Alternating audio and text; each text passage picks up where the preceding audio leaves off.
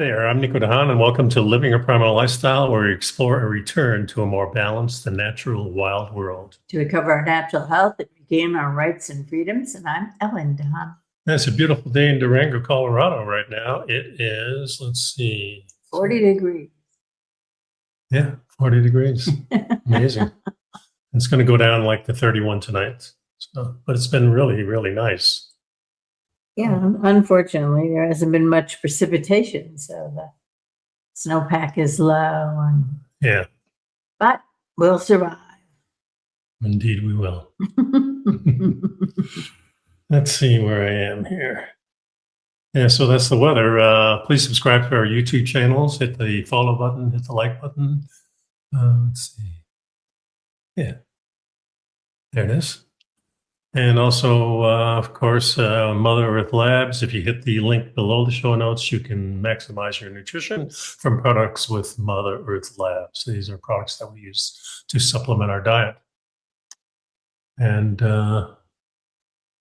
we look at mainstream stories about anti-aging, natural health, history, climate, as well as our freedom. We do our own analysis. So all the topics for today's show are in the show notes listed below. Also, there's a video there, and any questions or comments, you can use the link below the show notes, and or you can get me at nicodehaan@me.com, and you can comment on YouTube or Odysee, or even Facebook, I guess. Mm-hmm.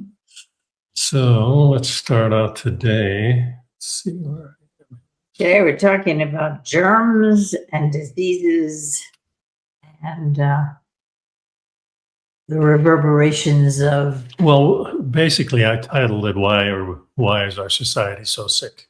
It's a good one. Yeah, and, there's a lot of controversy about this, and we're going to start with the first article called Germs versus Terrain Theory. Now, there's two theories of illness, apparently. Yeah. So, do germs exist, says the article? What are germs, and do they matter? These may seem like obvious questions now with answers we know, but they are more complex than many of us realize. We can all go, of course there are germs, but just because they exist doesn't mean they're inherently bad or good. And this is often referred to as germ theory and terrain theory. Yeah, the truth is that germs can make you sick, but the health of your microbiome, biome, helps determine the germs that affect on you. Okay. So the dominant theory for the last 100 years or so is that germs are harmful. Not only germs, but really they're talking about viruses most of the time, right? Yeah. It says for many years, germ theory had us thinking we had to kill all those germs. Viruses, bacteria, fungi, protozoa, and more were all considered bad and had to go. Yeah, sterile sanity. 99. Not sanity, sanitary. Sanitary. No sanity involved here. That's true. Yeah, we're all insane anyway, right? Uh-huh. And 99.9 germ-free all became the marketing terms for us to sell us products and to make things clean. Yeah, you pick up your bottle of spray for cleaning the kitchen, and it says 99.9% of the germs killed by this spray. Yeah, and things like antibiotic-resistant bacteria started happening, and the world began to think about things differently. It can be helpful to understand what's behind us to move forward. So let's look at the origins of germ and the terrain theory. Okay, we'll start with germ theory. The sparks of germ theory started in the 1700s by Ignaz Semmelweis, who theorized that laboring women were dying in large numbers due to pieces of disease transferred to them by doctors who had just performed autopsies. For years in his profession, his peers severely ridiculed him for this theory. And it wasn't until much later that hand washing became standard medical practice. And germ theory didn't take the medical community by storm until Louis Pasteur took up the torch in the 20th century. Yeah, pretty amazing that they didn't wash hands for many, many years. They just I can't even imagine. I mean, well, now looking at it back, you can certainly transfer things. I mean, if you've got open wounds, it's so easy to transfer the information or the bacteria or the Well, germs sure. or whatever. And you're talking about an autopsy where somebody has died of some disease or whatever. And Well, also possibilities. the whole body's dying, so it's deteriorating. And yeah, so that's when the bacteria gets in there, because the bacteria is eating away at all the. Well, yeah, they're doing its thing. Yeah, it's doing what it's nature's supposed to do. thing. Right. Exactly. Okay. So Louis Pasteur took the spark started by Semmelweis and used it to light the germ theory torch. Louis is known for many of his contributions to science, including pasteurization and the advent of vaccinations, both extensions of the germ theory. Yeah, his invention of pasteurization process started with wine and beer, and is now used in cheeses, milk, juices, and stuff like that. Yeah. Pasteurization is centered around killing germs. This process killed bacteria, problematic bacteria, and also beneficial bacteria, as well as the vitamins and minerals, So and extended the shelf life of many products. that's why you hear about fortified milk. It's pasteurized, kills everything, kills all the good vitamins and minerals, and then they put it back in with chemical. Yeah, and it's fortified, right? Yeah, Right. fortified milk, right? Yeah. Pasteur's notability in saving the wine and the beer industry, which of course would have given him a lot of power in those days and probably today as well. Yeah, both Okay. in scientific and political communities. And I think that's important. Political in particular. Mhm. This cloud allowed him and other scientists to petition for larger labs and funding. That's There's the always magic funding. word. So Robert Koch was one of the scientists who wanted to help bring more order to germ theory. He is known for his work on anthrax, tuberculosis, and his hypothesis referred to as the Koch postulate. Postulate. Yeah. Postulates. And here's the postulate as we know it today. So Number number one. one, the same organism must be present in every case of the disease. Number two, the organism must be isolated from the deceased host. Diseased. Diseased host. When diseased, yeah. He might be deceased, who knows? The diseased host, and grown in a pure culture. Number three, the isolate must cause the disease when inoculated into a healthy, susceptible animal. And number four, the organism must be re-isolated from the inoculated diseased animal. So while his postulate is still used today, it continues to be difficult to use to prove the presence of a bacteria or a virus that causes disease. The example of asymptomatic people is a perfect example. And of course, asymptomatic means you can host the disease but have no ill effect and show no symptoms. Yeah, some people get sick from it, while other people who are infected with it don't show any signs. Yeah, this violates postulate number three, which was that the isolate must cause the disease when inoculated into a healthy susceptible. So in the end, germ theory has led us to sanitary hospital conditions, sterile surgical equipment, antibiotics, and the birth of microbiology. That can also be attributed to the antibiotic-resistant bacteria or superbugs, and hyper-focused on vaccines as the only solution to the disease.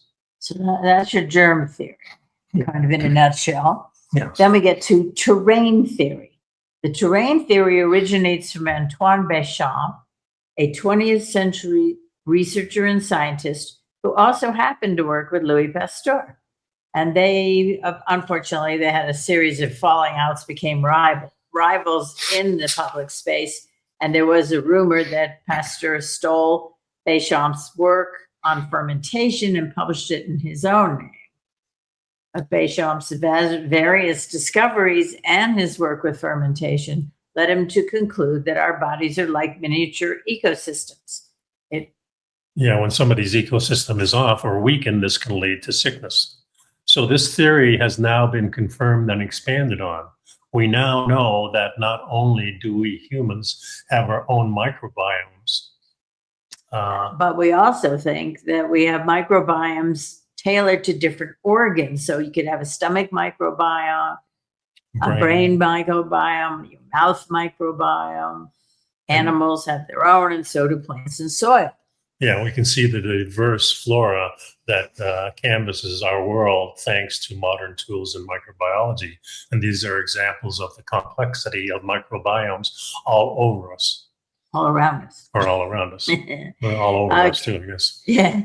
The introduction of glyphosate, the active ingredient in a popular herbicide, has had a series of cascading consequences, including a disruption to the microbiome of the soil and water.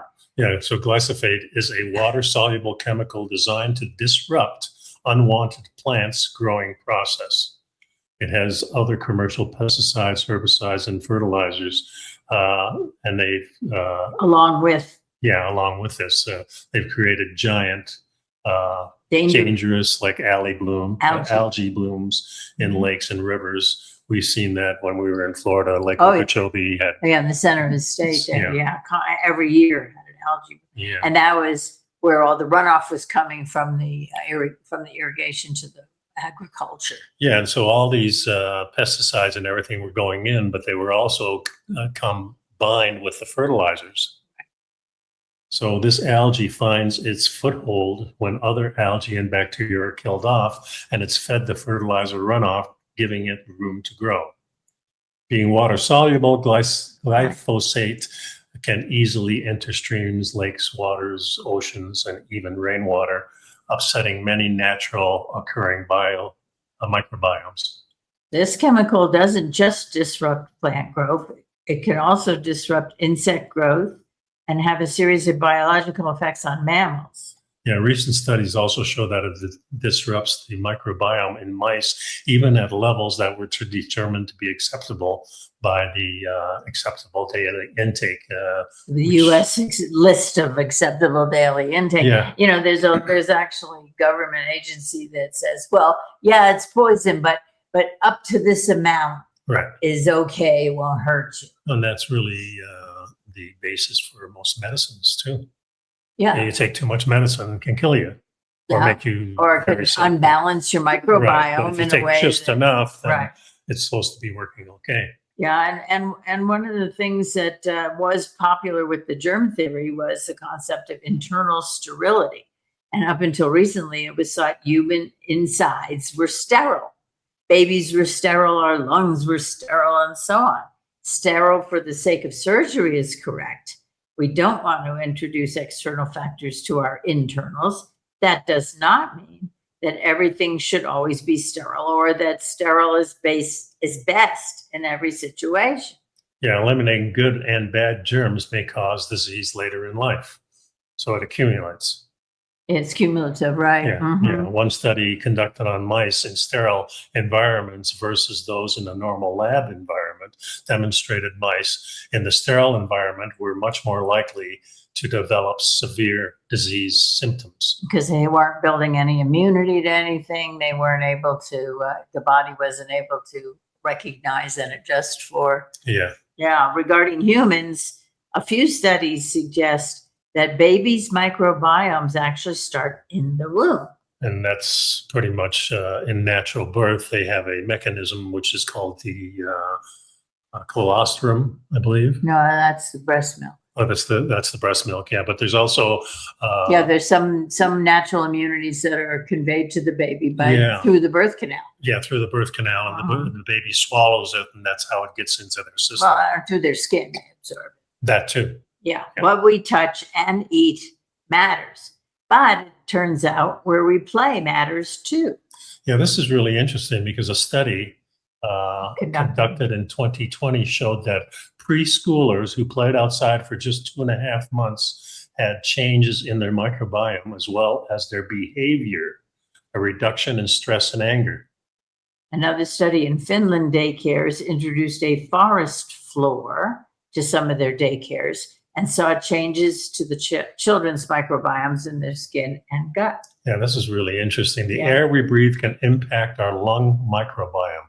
We know that breathing air contaminated with smoke, mold, fungus, and other environmental toxins negatively affects the function and microbiome of the lungs, leading to lung function decline, respiratory symptoms, and chronic obstruction pulmonary disease. Obstructive.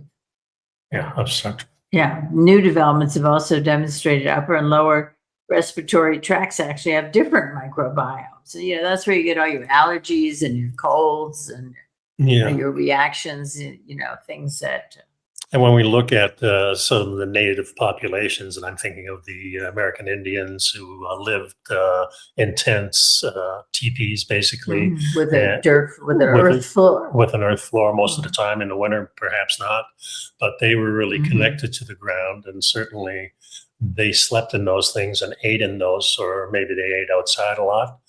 But I mean, all the kids, and when we were growing up, we were outside all the time, and that's what we wanted to be. Well, there was no internet, no computers, no video games, no cell phones.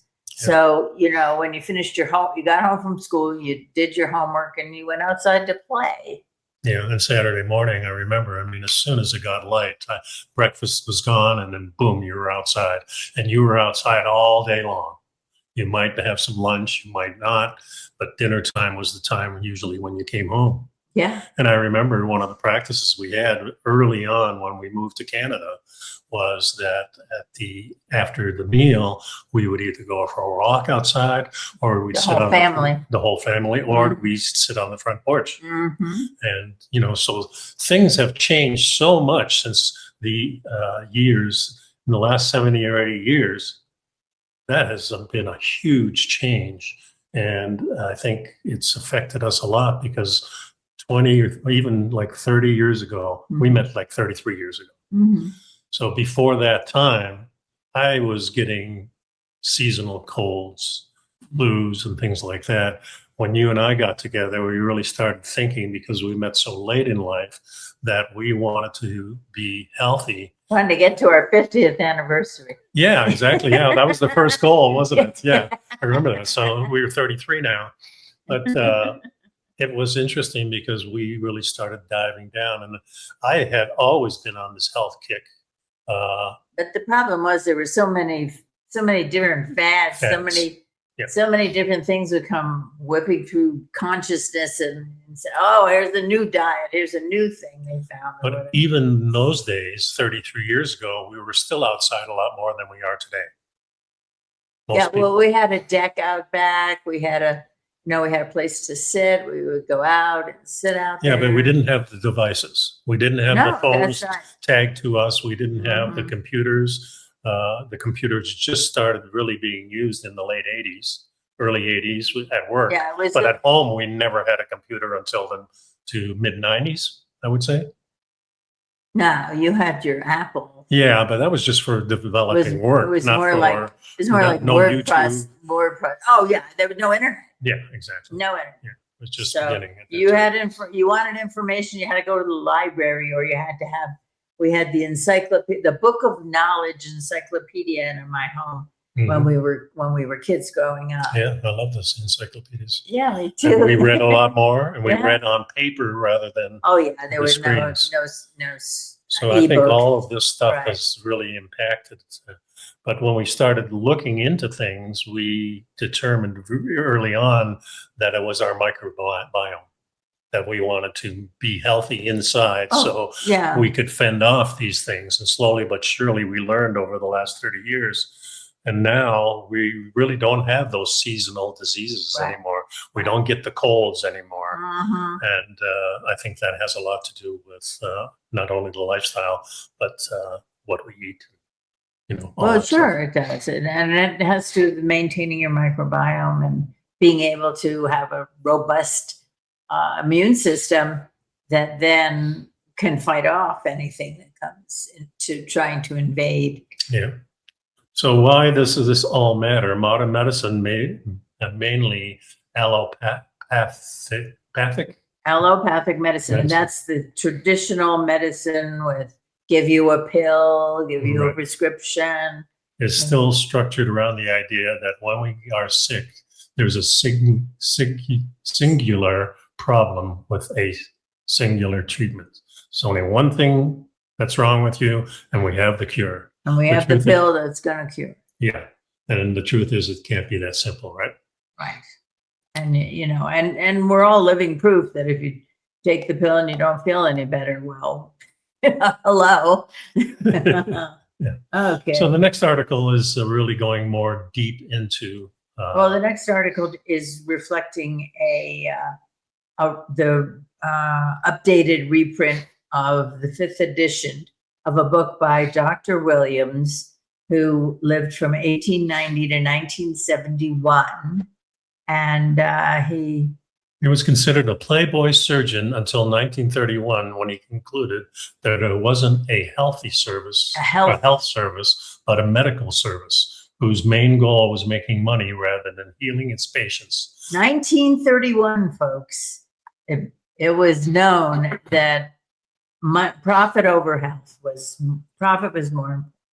So he became a naturopath, and he published a book called Healthy Living in 1934. And recently his book has been republished. Yeah, you can find that in PDF form on the web if you want to look into that. He believes that man was to be made of body, mind, and spirit, and all disease come from one or two places.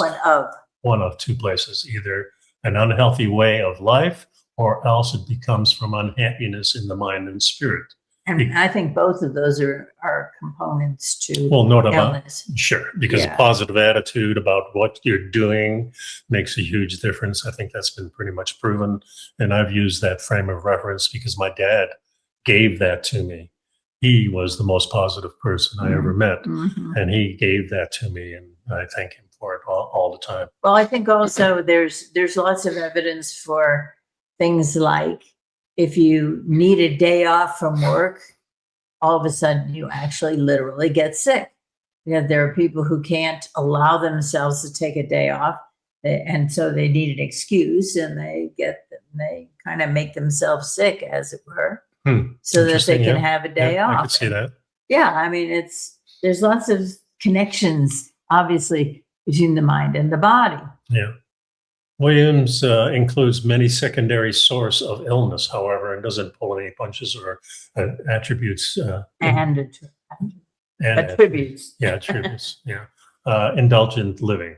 And today we know that that drinking too much alcohol and eating too much processed food and junk food and not taking care of yourself definitely contributes to the chronic disease epidemic we're experiencing.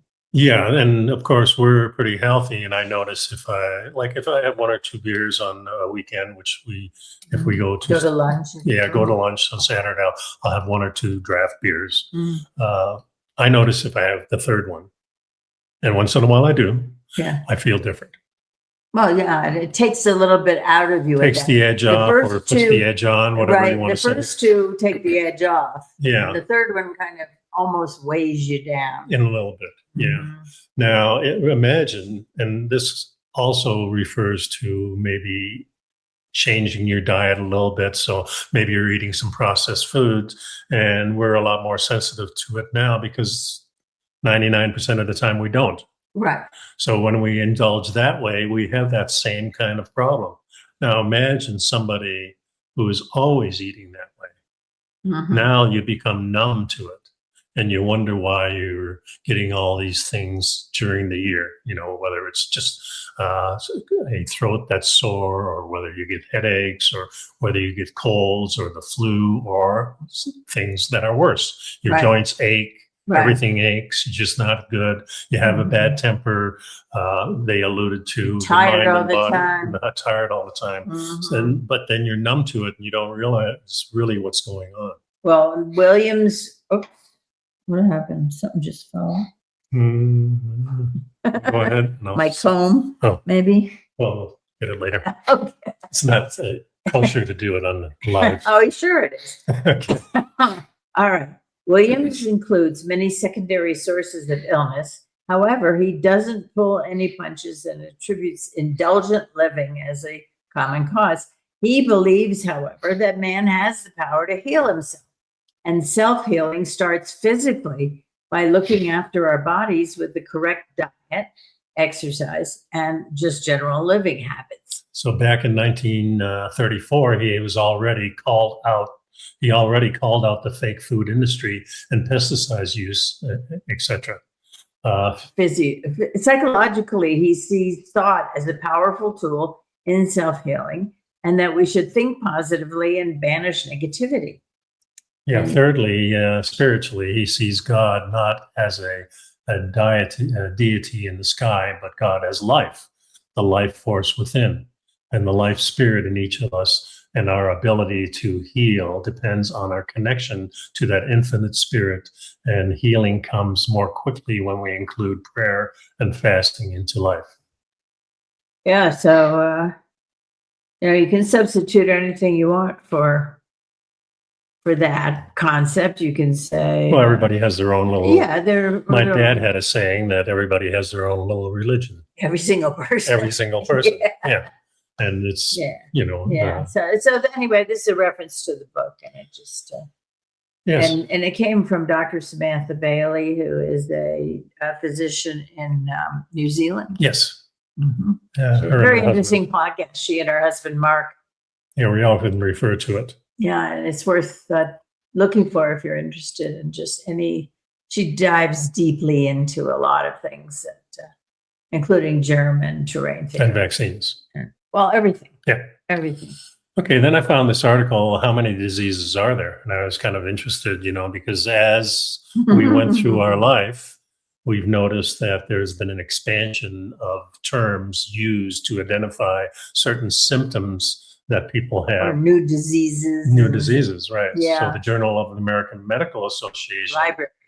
The Library Association. Right. There are two distinct categories, anatomical and global.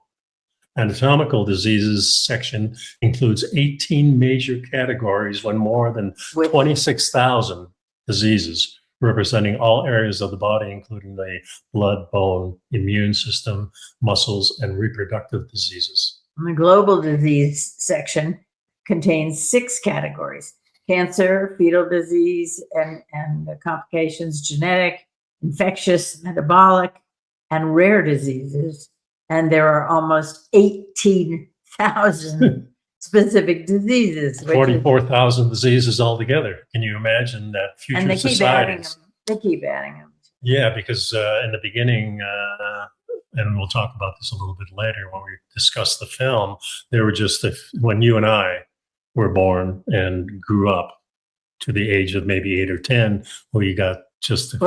Let's wait for we just got a few inoculations. Where Right. now, imagine getting we'll get into that more. Yeah, but imagine getting 44,000 different treatments. Well, 44,000 diseases. So you wouldn't get these diseases. Supposedly. And then you can add roughly 300 so-called mental disorders. And the journal also mentions over 19,000 disease entries, which correspond with more than 13,000 genes. But the article says there are no genetic treatments which cure any disease across the board. So claiming that 19,000 diseases are genetic in origin is mere speculation. But let's go back to the original journal assertion, 44,000 separate and distinct diseases of the body. Who knew? Who knew researchers could fabricate this much absurdity? If it were true, we'd all be dead, it says here. And we wouldn't have even been born. That's right. So here's the truth. Okay. Doctors, hospitals, medical schools, drug vaccine companies, and researchers have sold the idea of 44,000 diseases, marketed them, promoted them. You just turn on your TV and try and watch a show, and you'll see all the commercials that they're promoting and marketing their cure for these magical diseases. So on any given day, you could walk into the doctor's office and he could find a disease to diagnose you with. You got a hammer. If not one, you could probably get 50. Well, he's got a hammer in his hand and everything looks like a nail. I'd be willing to bet there are standard treatments for all 44,000 diseases. Otherwise, why name them? Why claim they exist? Yeah, well, not only that, but you'd have a list in the insurance company has a list. Yeah. And what they're going to cover. Is it a real disease? They're, if it's not listed in their list, they're not going to cover it. Yeah. So it's pretty wild.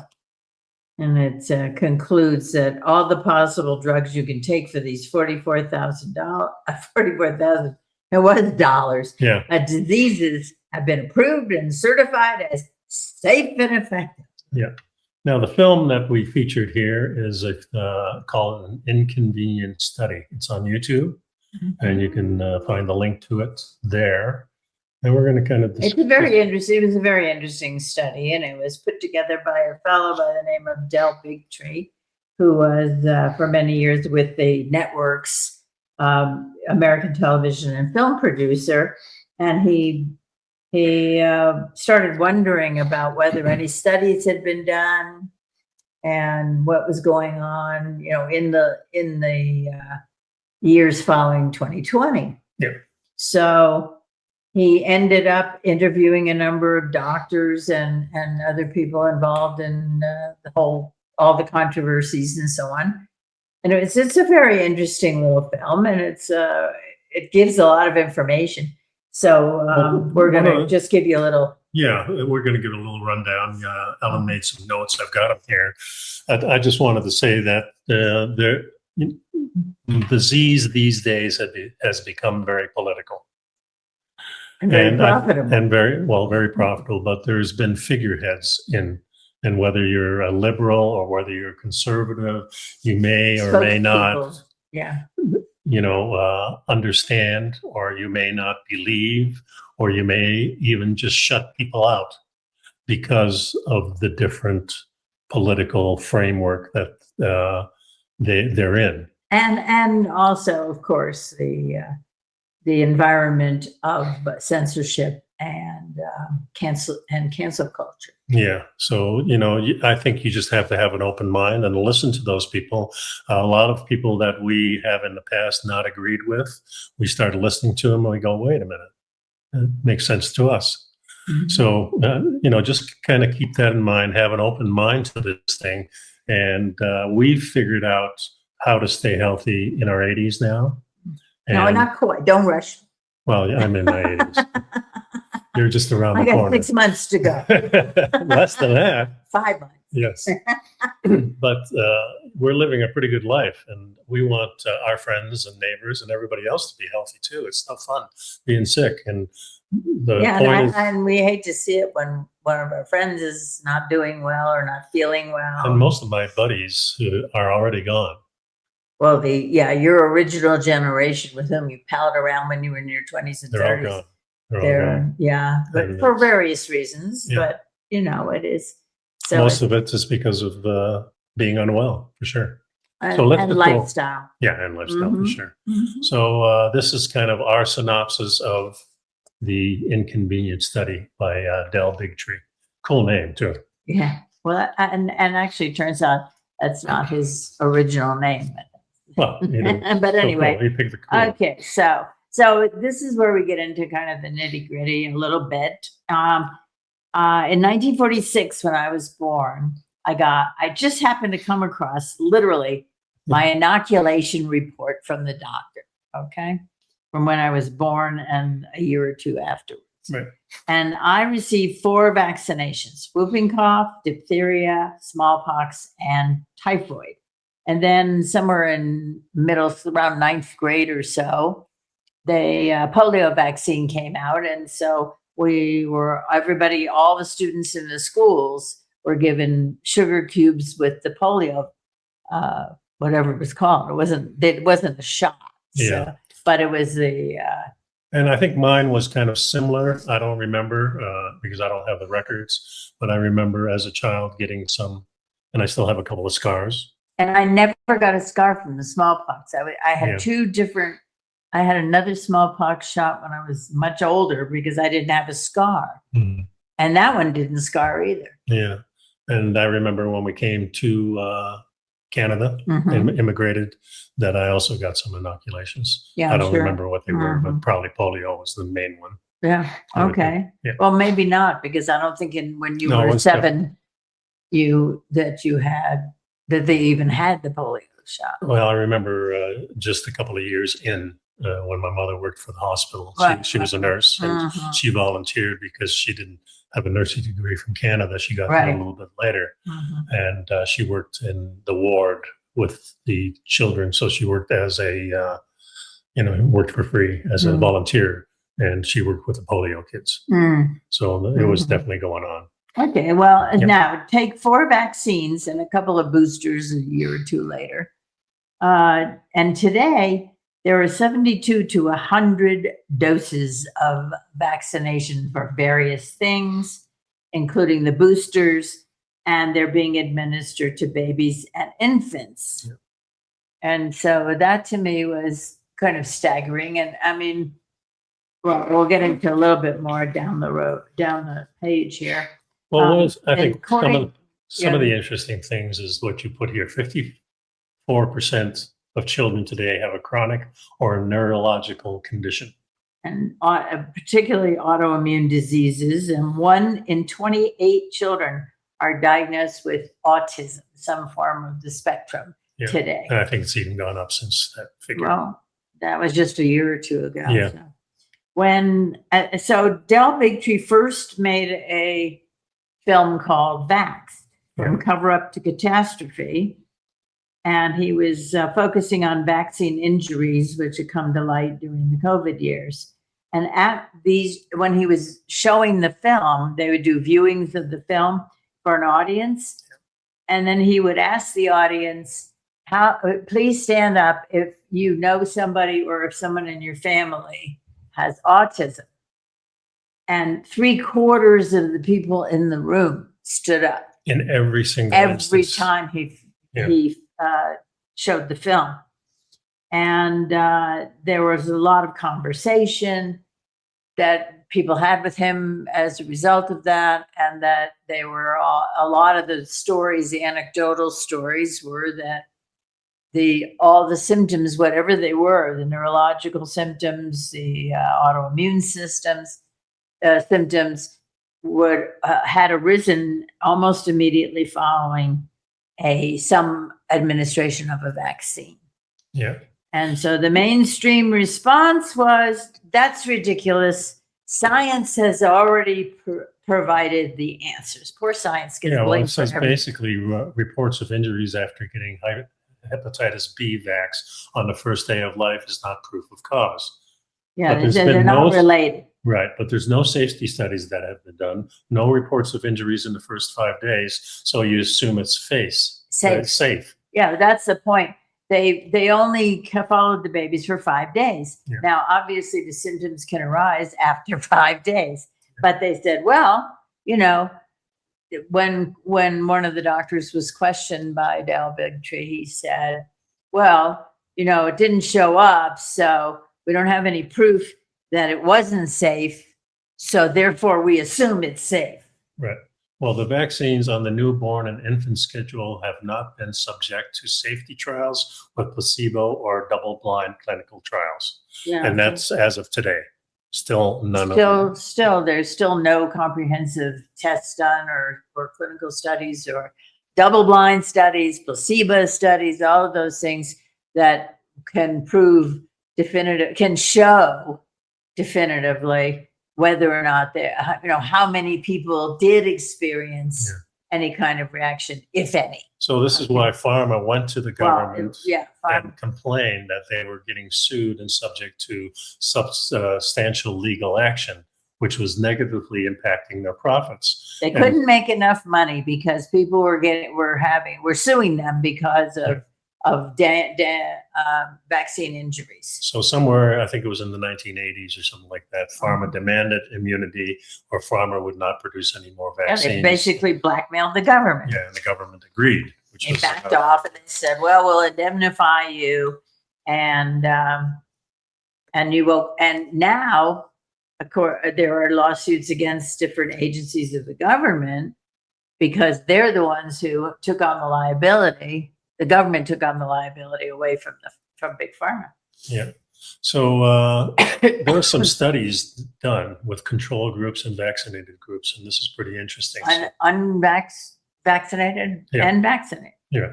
So DTP, the smallpox vaccines in Guinea-Bissau. Guinea-Bissau. Yeah. control group, and vaccinated group. The vax presented smallpox, but children had 5 times greater chances of dying of other causes of mortality. So in other words, the vaccination was very, very effective against smallpox, but whatever happened to their immune systems or their body functions that then led, as the result of the vaccine, gave them a 5 times greater chance of dying of other causes of mortality. That's kind of scary. Yeah, the Henry Ford health system committed to vaccines as safe and effective, required every employee to be vaccinated at the beginning of the COVID-19 epidemic. Doctors, 36,000 people. Yeah, the doctors who spoke publicly or What? I don't know what that was. I didn't finish the sentence. I guess not. So, well, I mean, Dr. Paul Thomas in Oregon saw the difference between health of vax versus unvaccination. And he conducted a study and found that 400 to 500% increases in allergies, autoimmune diseases among the vax people. He published the results. He was a pediatrician in Oregon. Yeah. And he had quite a few patients, babies, you know, and he was able to look at the records and just concluded that there was a big difference between those children who were vaccinated and children who were not vaccinated. As a result, and we're talking about just general birth vaccinations. Yeah, you know? He published the results and his license was immediately revoked. So he's no longer practicing medicine. Right. Dr. McCullough, formerly of the Henry Ford health system, he raised questions and issues about this, and his license was revoked. At Henry Ford, Dr. Zerbos agreed that safety studies had not been done on childhood vaccinations. In 2020, he finally conducted a comparative safety studies, vax versus unvaxxed, based on the data they already had because of the huge number of patients treated through the system. The study was carefully crafted to adjust for bias, outside factors that could influence the results. It was a very high quality report, which was acknowledged by everybody involved, except for the board of directors of the study showed an increase of risk of chronic health conditions, including allergies, asthma, rheumatoid arthritis, autoimmune disease, multiple sclerosis, neural development disorders, 4 to 6 times more likely, 2.2 times increase in motor disorders, 3 times the rate of development delays, and many of the categories did not exist in the unvaxxed. Yeah, it's supposed to be vaxxed. Control group. And so in the unvaxxed, there was 0 diabetes, 0 psychological disorders, and many others. Overall, there was a 2.5-fold increase in these outcomes. In developing chronic health conditions among those who had been vaccinated. Yeah. And in many cases, none in the unvaccinated group. And based on the information that they had in the database, it seems that autism is not genetic. That the spectrum and those diseases are not. So then they had a test of 10-year-olds. 54% of the vaccinated had chronic illness. Dr. Zerbos concluded. Zerbos. Yeah. He was involved in the Flint, Michigan water disaster. Yeah, that was where they were changing over the water lines, and so they went back to the originals that had all kinds of contaminants and things. People developed terrible diseases and died. And he published about the positive effects of hydroxychloroquine during the epidemic. So he was attacked by Fauci and others and decided he was not going to subject himself to attacks again. And he feared his career would be over if he put his name and published a report. And so basically, he also went on to say that the results that were shown in the report were very, very important and impressive, and that they needed to get out into the world. However, he determined that he was not going to publish, that this report would never see the public light of day. And if there were not a culture of cancellation and censorship, he said, he would not hesitate to publish the study because he thinks it's very important. So other studies are needed to verify the results, but there are other studies out there which came to the same conclusions. Why are there no results that show vaccinated children are healthier? This is all from this Yeah, film, but from there the are. video. Now, There's now no here, just studies to because follow. because people don't want that. Well, they don't want, maybe they don't want to find out they don't want to verify the facts.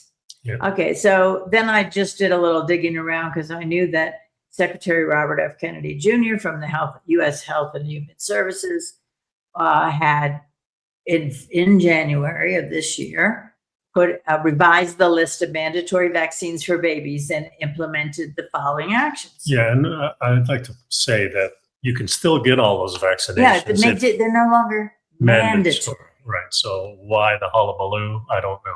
Yeah. So, and if you're vaccinated and somebody isn't, they can't supposedly give you the disease anyway. So why would you be worried? Yeah.